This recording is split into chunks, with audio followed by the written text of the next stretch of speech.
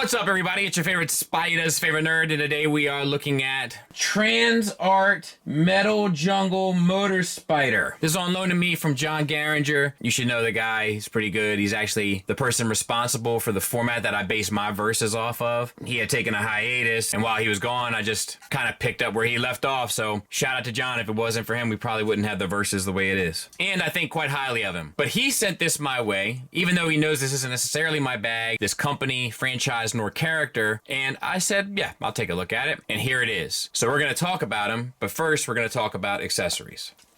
Accessory-wise, you get 3 spiders. You get this one, which looks like he's meant to kind of carry stuff. I don't know. I don't know what this is about. It's fully painted, which is nice enough. You get this one, which has 2 female... Oh, you can't even see that, can you? Has 2 female ports there. We'll talk about those here in a bit. And then you get this one, which is similar to the previous one, except you have 1 female port. Now, what could those female ports be for? He comes with 3 of these armatures. They are fully painted. They do not move, but they do have little tabs, which can plug into those female ports. He comes with a kind of a circular saw, orange and metallic kind of purple paint. Looks good enough and spins. It pegs into a port in his hand, and then you just wrap the fingers around. So let's take a look at the figure, and we'll get in tight on the head sculpt for Dennis. So I like it. It's fully painted. I think it even might have a wash on the kind of, I don't know, side teeth, predator teeth things. Metallic gold. The green really pops. Metallic purple. The head is on a ball peg. You get up to there, down to there, swivel, and a tilt. So that's all effective. Moving on to the shoulders, we have basically a universal joint. I'm not sure you can get it. Oh yeah, okay, so this armor here, you can get up off the arm, and then you can get the arm out to at least 90 degrees, if not more, and you can raise it up and around until it interacts with the kind of shoulder pads here. Once again, the green looks fantastic. Bicep swivel, double jointed elbow for the full run, wrist swivel, I feel like the wrist. Yep, wrist hinge as well. And then the fingers are individually articulated on pins at the base knuckle. Now, while we're on the topic of that, this hand came with a pin missing and the finger out. So I still have the finger, but it is not connected. All right, so hips. We'll back out now and look at the whole thing too, by the way. Full Van Damme for our movement on basically what acts as a universal system. And forward and back to there. So not quite the... Well, you know what? Maybe we should give it to him for the full Monty. Thigh swivel. Negative. We do have a swivel right above the knee, so that will act as your thigh swivel. And I think that that's fine. The knee itself is a single hinge, disc hinge, which is fine. Not optimal, but fine. We have an ankle tilt up, an ankle tilt down, and a rocker. And let's talk a little bit more about this deco because it is fantastic. So we have all the metallic purples and pinks, the flat black. I think it's all painted. We have the chromed out that are die cast. The fingers have the metallic paint on them, and then each one of these is individually articulated. It swivels and hinges and hinges and hinges, each one. So pretty impressive stuff. And I'll show you what the back of him looks like here in a second. You know, there he is. So I'll be honest, like I'm more impressed than I thought I was gonna be. Size comparison wise, I don't really have anything that makes a whole lot of sense to place with him, but there he is next to a Hasbro Seeker. So roughly the same size. All right, let's get him transformed. So we have to separate the arms, and then this piece also is a small peg. These blue pieces, or purple, I guess, I don't know. Blue-purple pieces have a black armature that's pegged in to the kind of collarbone. So just untab both. All right. And then we want to open up this and accordion it down. The head comes up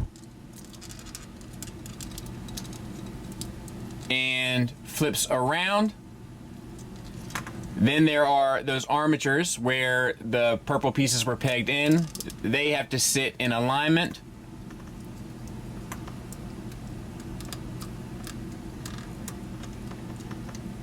And then that will close up and peg into this gold piece on top. Now, get these pieces, the shoulder pads, out of the way. And then spin. Get his arm clear. Spin the entire backpack around 180. So that we're now looking at the butt of the insect. Bring these armatures up. They double hinge up. And then they collapse together, which I think is actually pretty clever stuff. And then turn them and then peg them in to the butt plate of the insect, which once again is just pretty clever stuff. All right, on this side, you're gonna take your spider legs and double hinge them down. There is a peg here that goes into a slot on the thigh, and then there's a slot here that connects with the chrome piece there. And just bring that down. I might have to get it off camera. And you're gonna do the same thing on this side. Just bring that down, tab it in. All right, to finish off the arms, a lot of this needs to cram in there. And it's not the most elegant, but all of this piece with the L on it has to go in.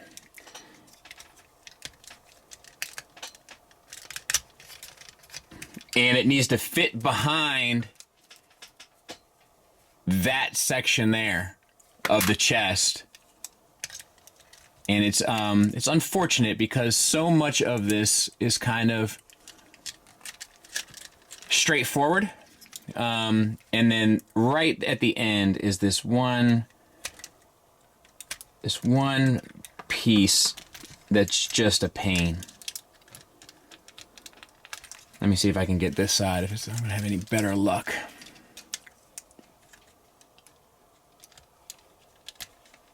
Okay, that went much better. You see? So let's turn that a bit. See if that'll give us a little bit more room.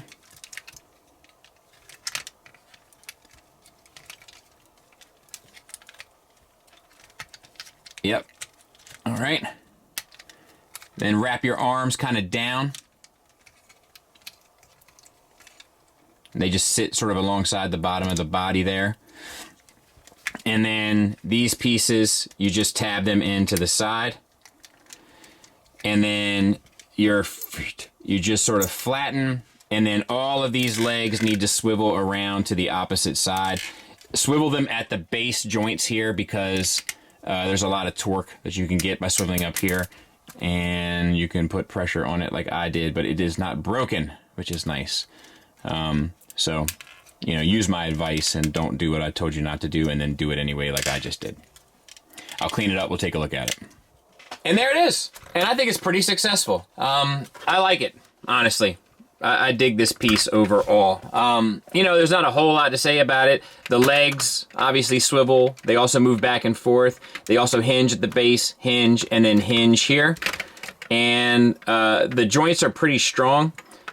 That I wonder if we can get this thing up off the ground. Yeah, looks like a possibility, right? So that's pretty cool.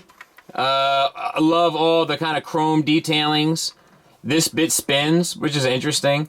The green really pops. It's done really nicely. The metallic silvers on the back. Oh, silver and gold.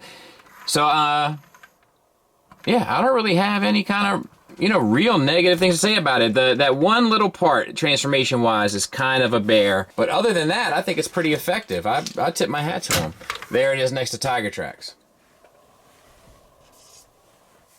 Final thoughts wise, let's start with the negatives. My finger came not attached to the hand, so that's kind of a negative, something worth mentioning. Of course, it's a one data point sort of complaint, but it's a pretty significant data point for me, being as though I'm the data point. Also, the small potatoes, but like the little armatures that clip onto the spiders were in a bag, and the scotch tape that was on the bag was so tight that like I couldn't get it off and I ended up ripping the bag. Not a big deal, but adds to the experience, I guess. I did find that as I went to manipulate him, specifically when using like his core, some of his chest pieces and stuff start like to come undone and the transformation begins, which is kind of obnoxious. Not the biggest deal in the world, but just kind of a pain. As you heard, there's a couple joints that are mistolerance, a little squeaky here. The shoulders vertical movement is a little loose, just stuff like that, fit and finish stuff. And I mean, that one little part of the transformation is kind of unfortunate. That it's like a little bit of a burden, just getting that stuff jammed up behind that chest. There is a lack of sophistication still with the transformation, but it is getting better.